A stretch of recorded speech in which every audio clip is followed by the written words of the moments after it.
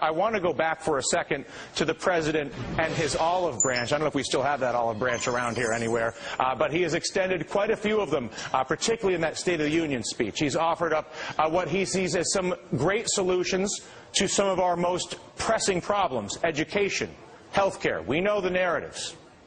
And while the president talks about jobs, rightly so, and stimulus money, and getting our money back from the bankers. There's the olive branch. See, he's extending this. As he has that conversation, and it's compelling, and you want to help him. You want to help him fix the process. You want to figure out a way to get rid of the influence of special interests, whether you're on the left or the right. You know it's hurting our country. But we fear that our president right now is like a man preparing to run a marathon, even with an olive branch, while ignoring the fact that he has a gigantic, I don't have a thorn prop, I'm sorry, a giant thorn in his foot. And the thorn that I'm talking about is the big TARP lie.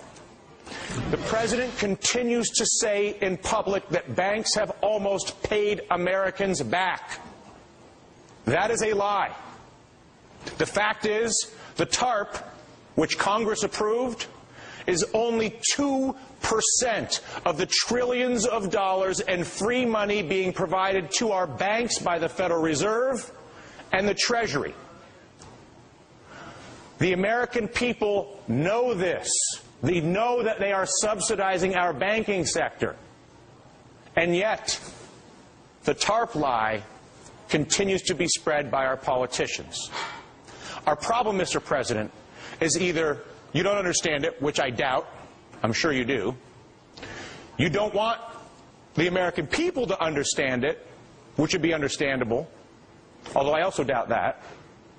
Or perhaps you're hoping no one will notice all the other support, and the big spend, the infinity from the Fed, will make the whole thing go away, which is what I really think's going on. But I'm here to tell you, the problem will not go away until you actually fix it. You see, we know, the American people know, that the CEOs of the banks turned into casinos like Goldman Sachs, JP Morgan, Citigroup, and AIG have paid themselves hundreds of billions of dollars building the debt bombs I was just talking about and exploiting the 0% money from the Fed and the free money they get from the Treasury. The rewards for this go to the bankers in the form of compensation, particularly the CEOs, who are the ones that decide how much risk the bank can take.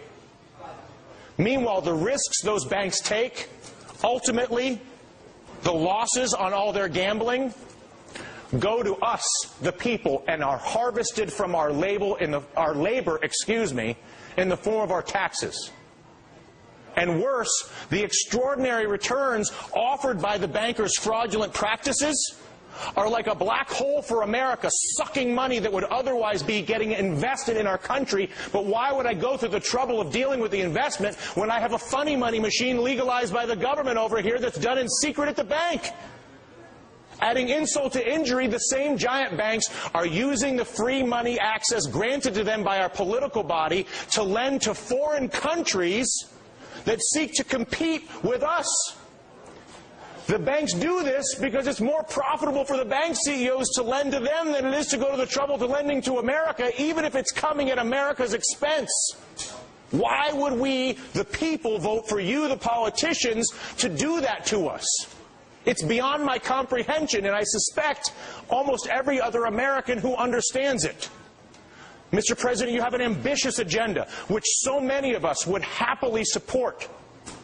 But please, for your own sake, you need to realize that you cannot run a marathon without taking the thorn out of your foot.